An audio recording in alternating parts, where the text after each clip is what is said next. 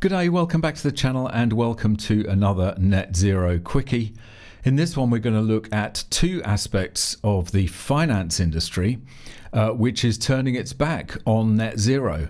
The first of these is the Net Zero Banking Alliance, and then we'll also look at the insurance industry, again, which in London is abandoning net zero.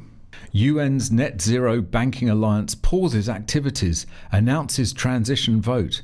The Net Zero Banking Alliance, a UN-convened coalition aimed at aligning banks' financing activities with global climate goals, has paused operations and initiated a vote to transition away from its membership-based model. The move follows a wave of high-profile exits and growing political pressure, particularly in the US. Formed in 2021, the NZBA once represented over 140 banks managing $74 trillion in assets, all committed to net zero emissions by 2050.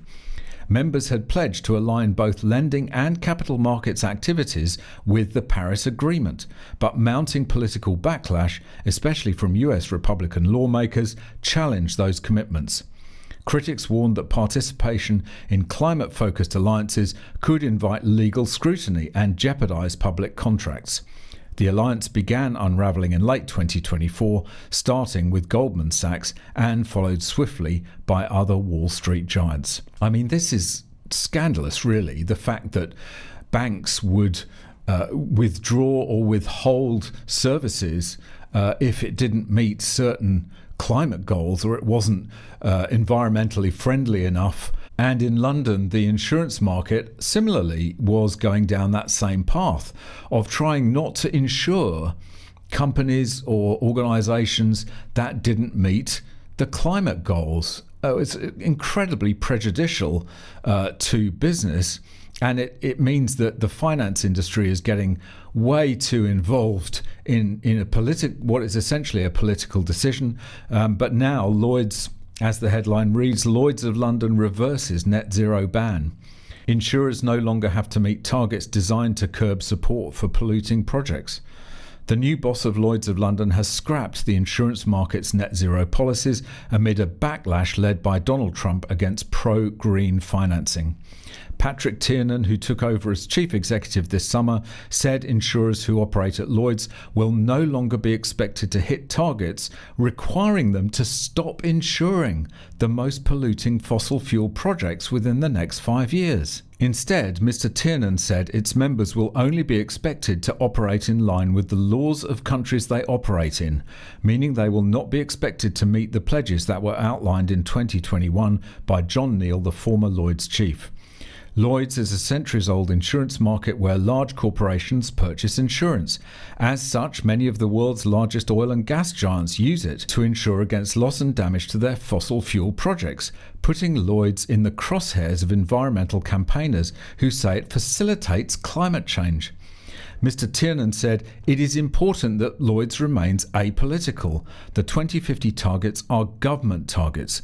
We operate in multiple jurisdictions under different governments with different targets. We have to operate under the policies and the laws of where we operate."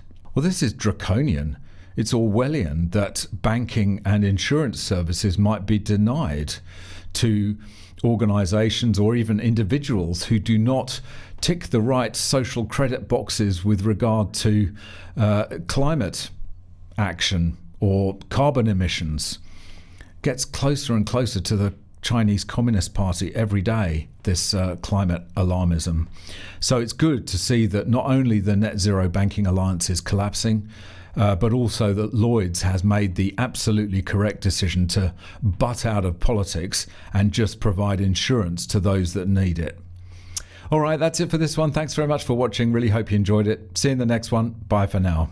If you'd like to support this channel and display your anti-EV credentials to your Tesla-owning neighbours at the same time, why not buy some awesome MGUY merchandise, like this mug, this baseball cap, or this t-shirt. Each high-quality item sports the MGUY No EV sign, and they're all made to order. Perfect for irritating the hell out of your local EV zealots. Visit store.mguy.tv or click the link in the description to check out the full range of products.